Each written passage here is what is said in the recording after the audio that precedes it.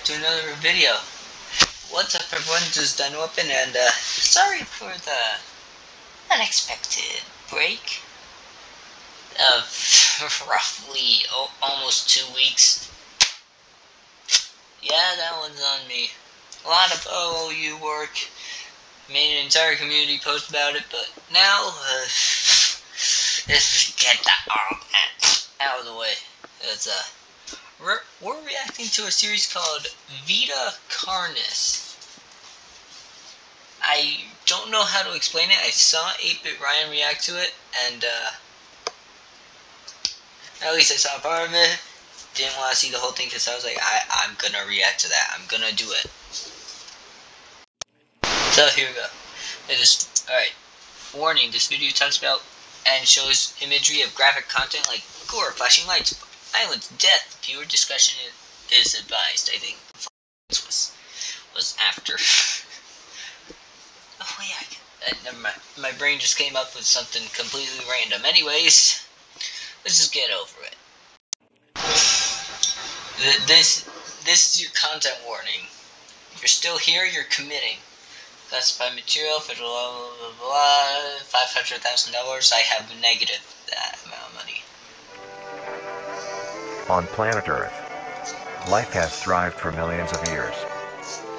Creatures big and small have found ways to adapt and evolve to flourish in all types of environments. From barren wastes to lush forests, life can be found. Earth has homed these creatures since the dawn of life itself. Only until very recently, things... Number one, are those termites? Number two, there's some weird piece of land up in Canada. I don't think that's there. Maybe that's just... have changed. New life forms have appeared all around the globe and completely changing the balance of nature and what we know about evolution itself. That is why we, at National Living Meat Research, have been studying these new species, trying to help educate everyone about these creatures and their wondrous ways of life. Living Meat Research. First, what are these new life forms? What are they? Yeah. Since their explosive arrival across the globe in 1931, there has been much debate on what these newcomers are, and where they came from. Are they extraterrestrials coming to invade Earth? Or are they demons who come from hell to purge humanity? From what our scientists have discovered, no. The origins of these creatures are solely to Earth, miraculously out of nowhere. We don't know why or how, but one thing is for certain, Earth is now their home. What these creatures are is mysterious and still not well known today. But here is what we do know. These creatures are comprised mainly of muscle tissue, organs, and bones. They greatly resemble animals with no skin, or store-bought meat. Because of these characteristics, they have been named accordingly as Vita Carnis. The Carnis species consume decaying, organic matter, but their main diet is composed of raw meat, not including their Carnis relatives. The Carnis only appear in places where there is an abundance of crawl, which leads to the first creature of the Carnis species. The crawl. The crawl is a growth of meaty tendrils that closely resemble the small intestine, the only difference being... small intestine? That's a plant root. That's a plant root. The crawl anatomy. So, very detailed. I like a dark red coloration. I like it when series just explains and stuff. These tendrils grow in a similar pattern as vines, mold, or fungi. A primary stem structure is the host to divisions of other, smaller branches. In each tendril contains a variety of veins, arteries, and other similar organs used to transport nutrients absorbed from its surroundings.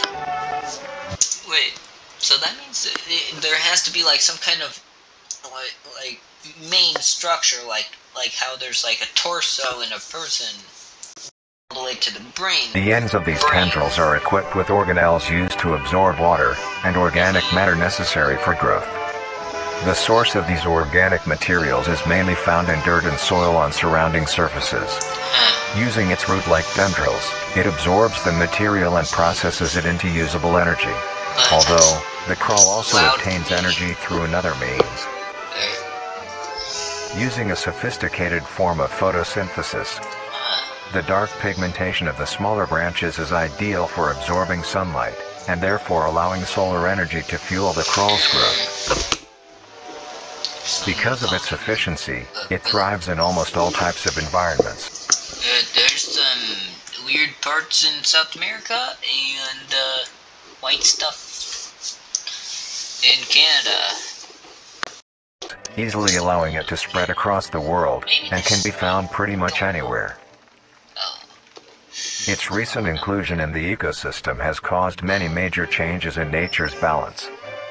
One may assume that the crawl's presence may outcompete any other competitors, but due to its unique life cycle, where old branches fall off and decay into nutrient-rich compost, all forms of life seemingly flourish instead. The crawl's abundance grants plenty of nourishment to all animals, from plants feeding on the decayed crawl, herbivores thriving on increased plant population, and carnivores feeding on both the abundant prey, and are able to eat the crawl as well. The presence of all these animals leave behind waste, which will be broken down and consumed by the crawl, and the cycle begins again. This form of symbiosis leads to an environment where all populations thrive. This thing is a miracle. It solves world hunger. Just plant it in areas where there's a lot of starvation. Boom. It would technically be an invasive. There's a pile of doo-doo there. Anyways, it might be an invasive species, but honestly, I'm kind of on board with this. I mean, if it's not really out competing any plant life, and it can just straight up be eaten, and it's safe for consumption, and when it decays, life can flourish. That's a win-win for everyone. Humanity also uses the crawl to our advantage. Yeah, that's a weird little Because of the supernatural rate of growth and its richness in nutrients, it has been sustainably cultivated into domestic farms. See? The crawl is harvested and processed into fertilizer, which greatly increases crop yield and quality. The crawl may also be used as a food source for humans, and reliably so. But due to its unkindly appearance and taste, it has yet to reach cuisine standards. The crawl also plays a very important role in the next creatures that we have been studying. Sometimes, in a crawl-populated environment, a node of meat may develop on one of the branches. This node will fall off and grow into a functioning organism, and go to live on as an independent animal. This leads us to the upcoming species that we will be discussing. The first of these creatures are the trimmings. The trimmings.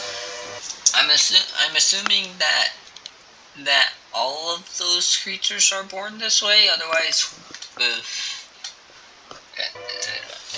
Trimmings are small animals that resemble skinned raccoons. That's weird. They are commonly known to have a plump body, round head, small eyes, nose and ear holes, and It looks like a tardigrade. It looks like a tardigrade. Look it up. Compare these two. Compare them. Compare them. and a gaped mouth. Seriously. They are also equipped with a diversity of limbs. Or All just individual trimmings seriously. are unique, each with a different body shape, number of limbs, and other characteristics. Oh, I kind of want spiky. One thing they all share in common is that they are made mostly of meat tissue, and are a maximum of 20 centimeters in length, no Oh, larger dang, than a that's basketball. Its life starts with its separation from the crawl. It will wonder to find anything that is edible and able to consume. Ah, Although it is an omnivore, being able to hunt meat and forage for plant matter, trimmings are almost entirely scavengers. Their diet consists of plants and meat, I'm including, an idiot. but not limited Forgot to, my mic was up the fruits, whole time. vegetables, roots, seeds, insects, and deceased animals. I was saying I wanted the Although its spiky one. appearance is Oh, unsightly, it is a yeah. cowardly creature, only I was like- fleeing, screeching, and hiding when threatened. Aww. Because of its lack of defensive traits, it lies near the bottom of the food chain. Why do I kind of want one though? I kind of want one. Making it easily overpowered and picked off very just a little regularly by bit. predators. Naturally, its population would eventually die out. This is not the case. Oh. Hey, no. Stop. This game does not exist. The crawl constantly produces a large quantity of trimming nodes, keeping up their numbers.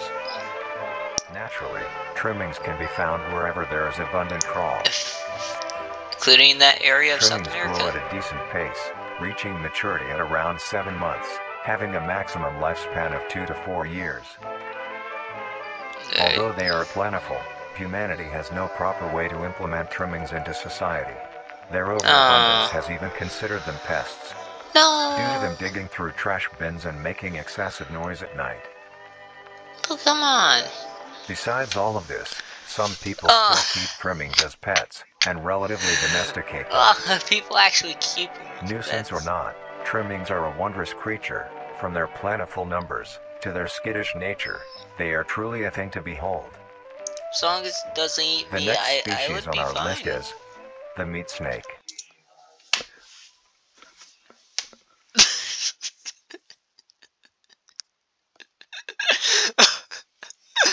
Why?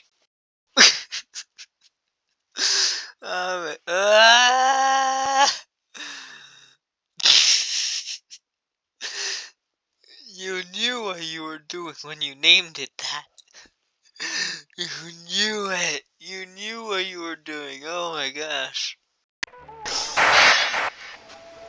The meat snake. The meat snake is a worm-like creature made of a variety of types of meat, coated in a transparent, skin-like membrane. Its size varies during its lifespan, depending on how much it consumes. When it first separates from the crawl, it is only a few centimeters in length. Ew, is that blood? Eventually, it will reach an average length of 5 meters. Oh Although, my. under extreme conditions, like natural disasters, war, or plague, it can greatly surpass this length. You can't. Largest meat snake ever discovered. During a sweep of underground made during the war, a massive-sized meat snake was discovered stuck inside an underground railway. The beast was measured at a total of 40 meters in length. Size cult activity. Surpass this length. The meat snake's diet consists entirely of dead animals or parts. A meat snake is incapable of consuming a healthy, living organism. Well, so it's a decomposer. It locates its food by using a tongue-like organ covered in tissues to touch and feel its environment. That is weird. Catch particles of decaying meat, notifying the meat snake that there is food nearby. This process shares many similarities to regular snakes, hence the meat snake's name. Okay. Once it locates the corpse, the meat snake will open its jaw and swallow the entire body whole. Once the entire body is consumed, the meat snake's stomach will release a variety of chemicals. Some will break down soft tissue like skin, and the connection points between muscles. Others chemicals will then ferment and preserve the tissue to keep it from breaking down for as long as possible. After that, the remaining flesh and bones will move along the meat snake's tract and slowly be implemented into its own structure, extending the meat snake. Unsatisfactory parts like skulls, pelvises, hair, and fingernails will be excreted. Speaking of skulls, the meat snake will take the skull from the consumed organism and use it as its own. Each meat snake has its own skull. Each corresponds. I'm assuming that top one's a rhino, that left one is a bird, and that right one is a person? Oh, that's creepy. Responding to what that one has consumed. During its lifespan, it will swap or replace these skulls if needed. A meat snake's lifespan depends entirely on how much a meat snake consumes. The longest one has lived for was 28 years. The meat snake has no predators and is immune to disease due to its preserving chemicals. The only significant ways a meat snake can die is through starvation, burning, or complete destruction of the meat snake's membrane coating. Interestingly, the meat Whoa. snake is the only member of the Carnis family that is able to reproduce. When a meat snake reaches an excessive size, and is in the conditions to do so, it will commence mitosis, splitting itself in two. Then the now two meat snakes will go on their separate ways and live on as two distinct organisms. Meat snakes can only be found in moderate temperature climates, not too hot, not too cold. Their population depends entirely on the amount of corpses available. Where there is death, there are meat snakes. Big. Humanity will use them to our advantage. Meat snakes are a very efficient and clean way of disposing of any meat products. The preserving fluid within them also a way of getting rid of the bodies. I mean, getting rid of evidence. Meat snake's body disinfects the carrion, preventing the spread of disease. Just the normal stuff. Humans use meat snakes in butcher shops as a waste bin, dispose roadkill, within war on the battlefield to dispose of festering bodies and parts, and within zoos to dispose of deceased animals. They are extremely tame, not caring if any creature is around them, only acting defensively when it is within consuming a meal. This means they are very easy to tame. Just in front of me. Overall, meat snakes are a marvelous creature with a very interesting way of sustaining itself. It is an amazing experience to encounter one, as long as you don't mind the smell. Our next creature is the mimic. Oh no.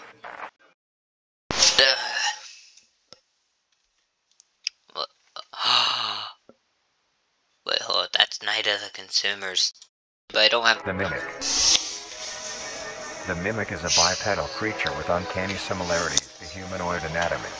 They greatly resemble humans without skin, without exaggerated features. These features include extended finger length, longer limbs, empty eyes, and their most prominent feature, a wide, teeth-filled smile. Although it resembles a happy face, this is due to coincidence, and is only how their facial structure is too scary for me. No.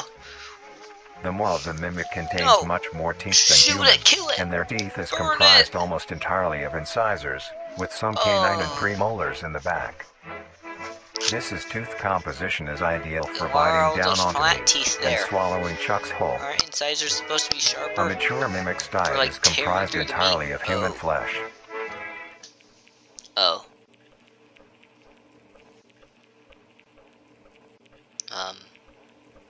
Because of this, they are found solely around human-populated areas.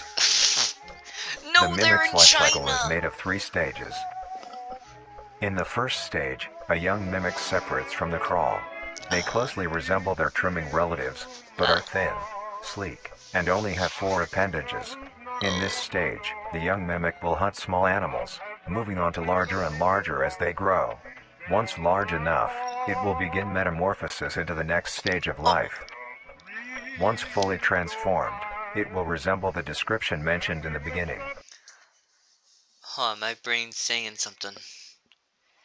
If someone found a baby mimic and decided to adopt it somehow, and then it metamorphosized, it's all hypothetical, would the mimic try and eat the person?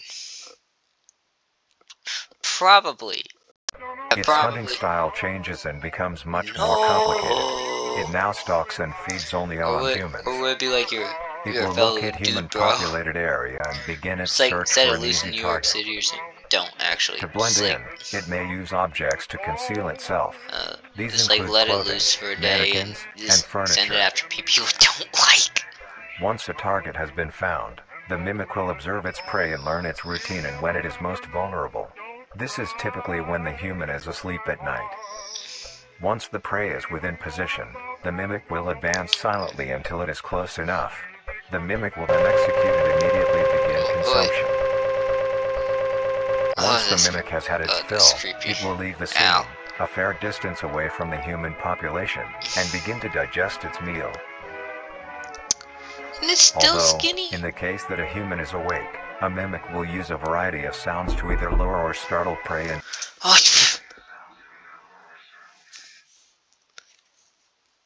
Holy Polycarp. Oh.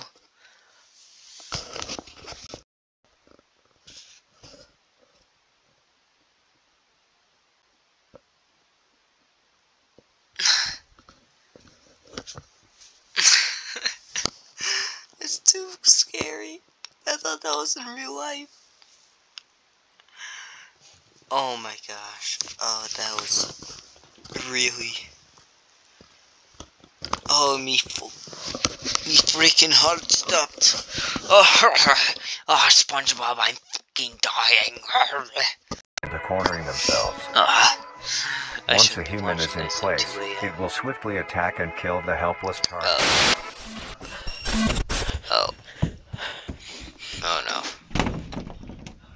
No. Turn off your flashlight. Barricade the door, fool. Oh, if that happens, if a mimic tried getting in here, it would just open the door. Because there's no freaking locks. Turn your light off, person. Seriously.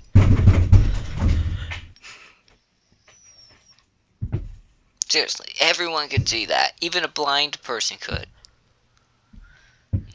That's a joke. You're dead! Stop moving!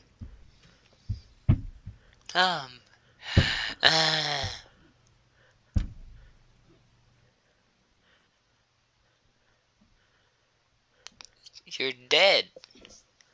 You are dead. You're dead.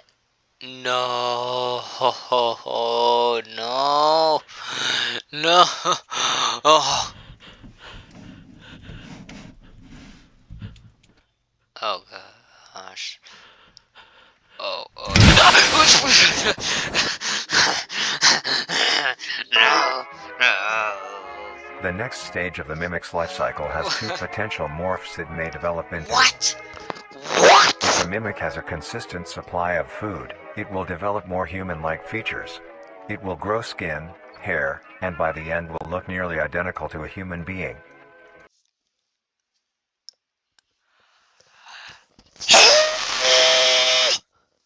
It now can blend entirely into civilization and lure other humans more effectively. Okay. My name is Squidward, and I hate my life. Nothing. The second type of morph happens when a mimic receives an overabundance of food. Oh gosh, this is... That just came out of nowhere. Honestly, that just came out of nowhere. Food. It will grow into a larger, more evolved hunter. Oh. Its proportions will increase in length. What is that? No! I hate that. I hate everything about that. And its humanoid features will fade away. It grows a thick, dark coating of a flexible skin, which is highly durable, and increases in strength the more the elder mimic consumes. Elder mimic? No, that sounds like a Which video is game now boss. coated in a pale pink skin. The mimic's teeth have also moved deeper into the mimic's throat, leaving its mouth a toothless grin. It uses the dark hue of its skin to hide seamlessly within a dark environment. Its skills have also been heightened. This makes an elder mimic one of the most efficient predators on the planet. Because of the obvious threat this poses on humanity, nations around the world have released instructions on how to be able to fend for yourself in a mimic encounter. Alright. Here are the instructions. Where are the instructions? 1. Don't die. Avoid going out alone if your location is known to have mimics, or there have been mimic sightings. 2. Alright. If you encounter a stationary mimic, seemingly unfazed by your presence, quietly leave the location and alert your local authorities. 3. What are the authorities gonna If do? Shoot pursued it? by a mimic, get yourself into a position where you are able to flee. Mimics will rarely attack if a person has a clear escape route. 4. In the event that you have been cornered by a mimic, roll into the fetal position, protecting your neck, face, and vital organs from attack. Make as much noise as you can to alert any other people. 5. If you have a weapon, do not use it. A mimic is fairly resilient, and any strikes or shots on a mimic is not effective enough to bring it down. It's immune to gunshots. It's immune to gunshots. Or In time. Instead, use it as a barrier between you and the mimic to block any attacks. 6. how are you gonna use a gun to block a giant 8-foot-tall thing? And is not aware of your position, hide somewhere low, like under a bed or behind other furniture. A mimic will not linger too long to search for prey, and will move on. Be safe, and avoid any encounters with a mimic at all costs. I'm not touching. The Harvester. Well, there's the thing there, but I'm too lazy to get it. I'm too lazy to try and see it. With a large amount of tendrils spreading from the Oh, I think we found the source of the crawl. in height and 2 meters in diameter. The tendrils, on the other hand, can extend up to 150 meters in diameter horizontally. The Harvester is a specialized form of crawl that grows in a unique and deadly way. A harvester is created when a node that will grow into a harvester, instead of separating, continues to grow. Eventually, it will grow tendrils of its own. It uses the energy provided by its mother branch and expands its reach further. Its tendrils, hidden just below the surface of the ground. The harvester is equipped with 2 types of specialized tendrils. The first type is bulky and flat. We still don't know They where the lie crawl the comes closest to from. the surface. These branches are lined on each length of the tendril with spines, extending in the shape of a bear trap. On each side of the branch, those particular spines have a vein that feed into them, that pump 2 types of venom. On one side, the spines can inject a neurotoxin, which will attack the nervous system of whomever it is injected into, causing sudden paralysis. The other That's side can inject an anticoagulant, which when injected, prevents blood cells from clotting. Wait, so you bleed to Whenever a death? large animal moves across the area armed with these tendrils, the branches will clamp onto the animal and thrash violently. Once the prey has been injected with both venoms, the tendrils will rest and the prey will immediately collapse. The animal will be unable to move due to the paralysis, and the wounds caused by the thrashing spines will not stop bleeding. All the prey can do is lie patiently, until succumbing to blood loss. Once the prey has bled out, the second type of tendrils come in. They lie below the spine equipped once. These branches are thick, but very sturdy.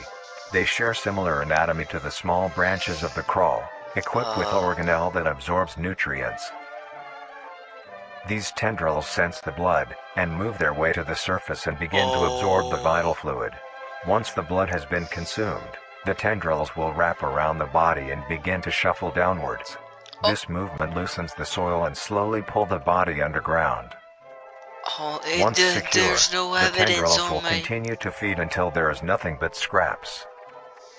The nourishment absorbed by the tendrils will be sucked back into the main bulb of the harvester. What's in the main bulb? This bulb houses all the vital organs and the venom glands that pump into the spines.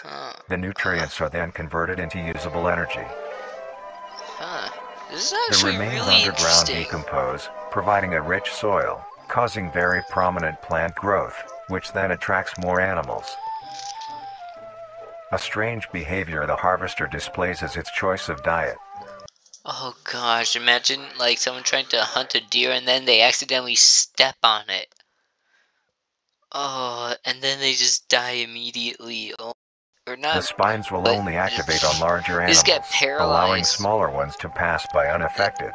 The spines will also not activate on some species of bird. There are a couple theories as to why this happens.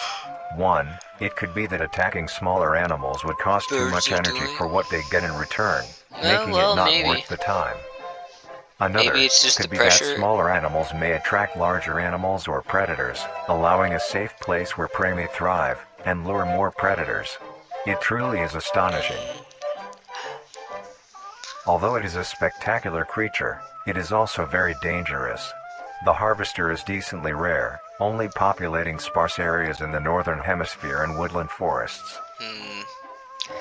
If you are It's stung still by in a South harvester, America. there will be That's- no way of helping you, being that there is no cure, and fatality is 100% possible. Hey, no. Yeah, like that video, just like you should like this video. You is avoid encountering If you a want more harvester in the reactions. first place. If you are hiking, sure. take note of any warnings or signs saying that there are harvesters around. If you also notice an abundance of lush, ground-dwelling plants in a forested area, and there are no signs of wildlife, this is suspicious and you should leave the area, staying close to the base of large trees or rocks. If you find yourself in the middle of a harvester ground, do Don't go outside. not panic. Sudden movements may activate the tendrils and will inject you. Although a harvester is rather forgiving, do not risk any skittish Use moves. 100 dunk miles Remain to calm. save you in like If a you giant have any helicopter, objects like with in Animal considerable Crossing. heft, like coats, backpacks, or full water bottles, gently take that object and lightly toss it towards the bulb, and away from your escape route. This will activate the spines on where the object lands, distracting the bulb for a moment. You will then slowly begin to do wide shuffles away from the bulb. If possible, throw another object when you are certain you are a fair enough distance away, just to be safe. Continue until you are completely sure you are out of harm's way. You may come out unscathed, but don't be too obnoxious, or you will be a harvester's next meal. Oh. And Next you up is can't shoot the it. host. The host? The host of influence. What? The Imperium host of Carnis. influence, more commonly referred to as the host, has its name derived from a host who invites guests to an event. Not to be confused with a host, a harborer of parasites or disease.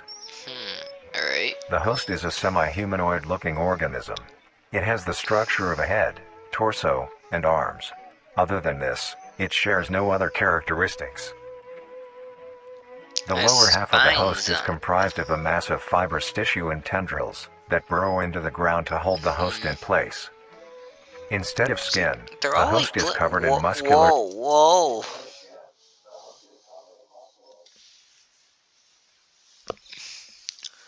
Oh, that's weird. Oh, weird. I don't know if you can see that, but for me, I also can't see that, but that's weird. tissue That's fibers, creepy. tendons, and Kinda veins. love it. In some parts of the body are covered in a meaty plate, used to cover any large exposed areas, but allowing movement. The host's head has a smooth surface where the face should be, attached to a crooked neck, which houses a slit in the front used for feeding. Mouth slits? On the host's back is a mound of pores. Protruding from these pores are hollow, hair-like structures, extending outwards. These hairs are barrels that release spores produced within host's body by being fired into the air. Spore. These spores are hazardous, so keep clear of them at all costs. Luckily, the host is rare, only found in North America. Okay. Obtaining info about the host is a very risky and daunting task. This is because of their rarity and of how dangerous it is to be up close to one.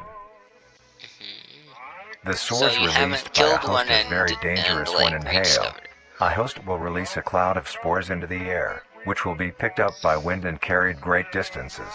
If an organism inhales the spores, the particles will find their way into the organism's brain and infect them. An So infected it's like organism will show no symptoms of that one infection right away, fungus, but a couple the hours after zombie infection ant the fungus. infected organism's behavior and thought process will change. The first symptoms that appear are restlessness, sluggish movement, numbness of joints, and lack of coordination. Then more serious Well, that's me symptoms right appear now, over so, time. These well, include see you guys in the next dizziness, life. No, I'm just kidding. migraines, impaired speech, and trembles. If you or someone you know show these symptoms, contact poison control or emergency services. Hold them down. After a total of 6 to 7 hours after infection, the organism will cease all activities they were previously doing and begin to walk. The direction the infected will walk is towards the host whose spores have been inhaled by the infected individual. Oh, yeah, hold them down. If the infected makes their way to the host, they will kneel down in front of it, expose their vital organs, and the host will promptly gut and remove those organs. The host will consume them and discard the leftover scraps. And then what? However, It just if walks an away. infected organism doesn't reach the host within a 36-hour span or is treated for their infection, the effects will wear off and return back to normal. If the host is on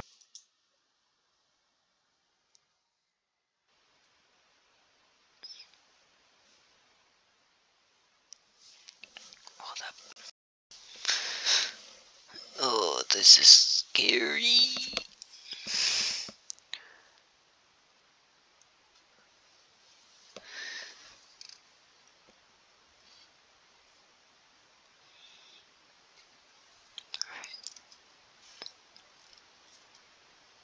Just trying to make sure that unable to find prey or doesn't like its trying to current get up location, because somebody it will unroot is itself trying and to move get to a new water at like location. 2:30 in the morning. Their scarce numbers and the hazard of being That's around not one right. makes getting info about the host very daunting. All you need to currently know is that the host is extremely dangerous and should be avoided at all costs. Wanna know more? How's it move? Next, the monoliths. The what? No. There's death. There's snakes.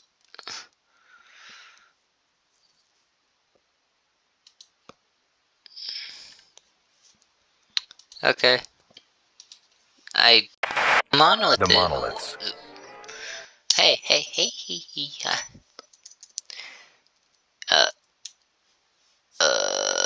Hello.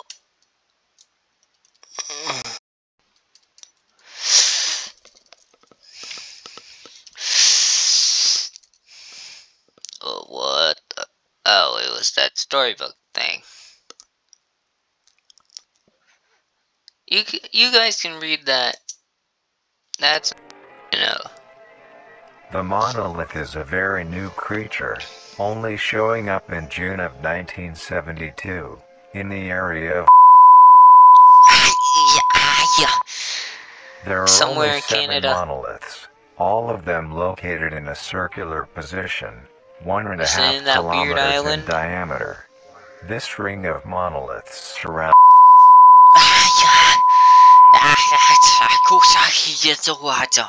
The monolith is a Titanic-sized being, measuring roughly 120 meters in height. Each monolith has 2 trunk legs that are firmly embedded underground. The legs connect to a torso. Here I was thinking The that creature that the itself tallest is made of rope hundreds of weapon was thousands of 150 meaty feet. strands, tightly thing's woven like together triple to that. form the structure. These strands end at the neck, fusing into a solid mass of hardened flesh in the shape of an upside-down triangle, with a hole in its center.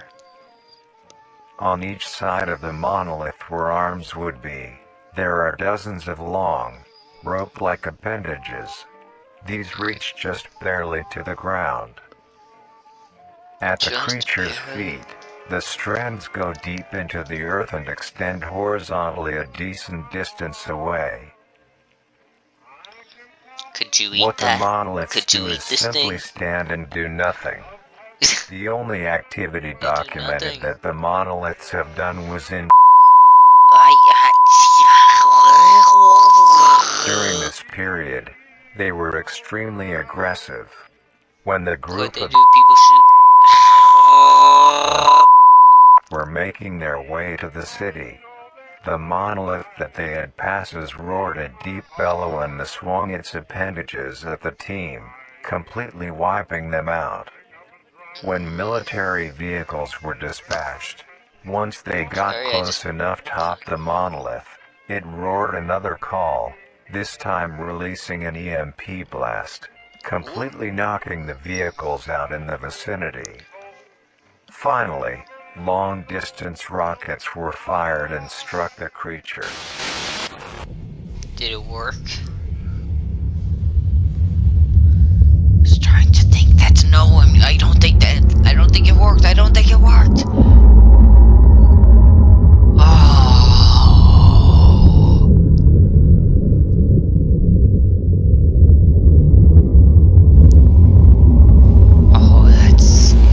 That's terrible.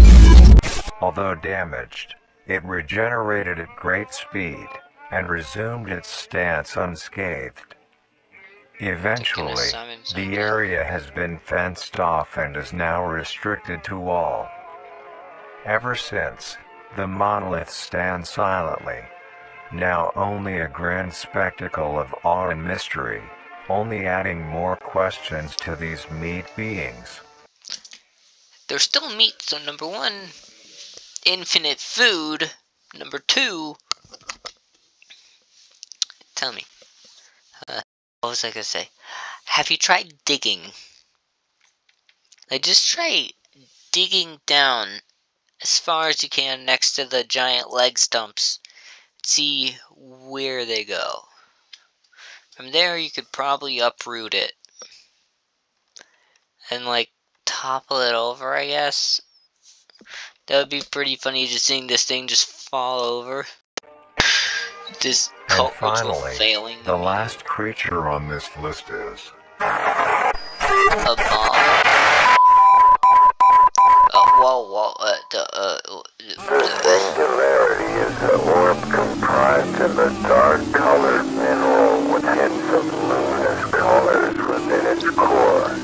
The singularity is estimated to be 1 meter in diameter. The orb has several unique qualities that are not well understood.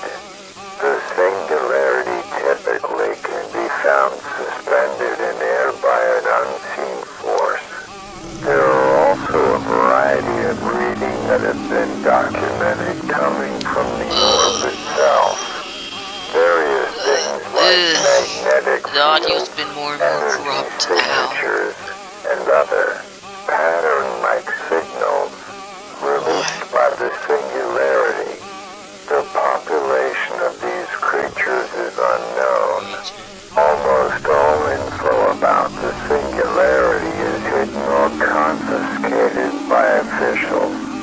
We were only able to receive one classified document about the singularity being held by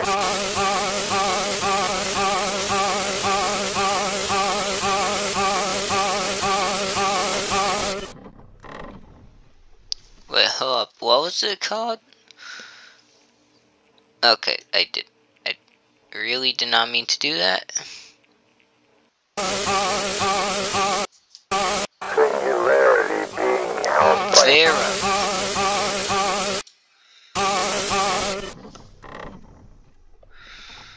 Chapters are marvelous and majestic world that exists today. so the singularity is just a black ball. It's just a ball. That's it.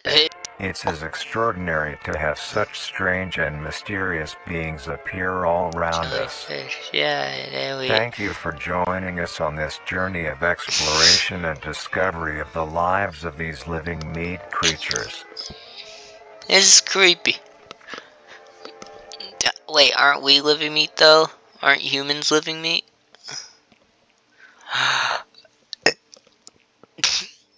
More to come. Yo.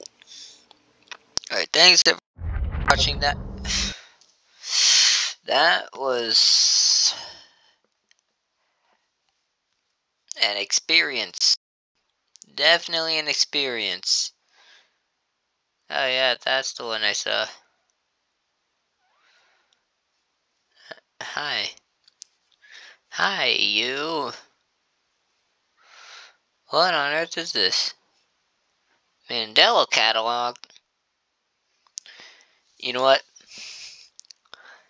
15 likes on this video and I'll react to the Mandela catalog. Or if we get over 100 views by August 31st, 2023. Alright, thanks everyone so much for watching. This is Dino-Weapon signing out. Bye. I'm done with this nightmare.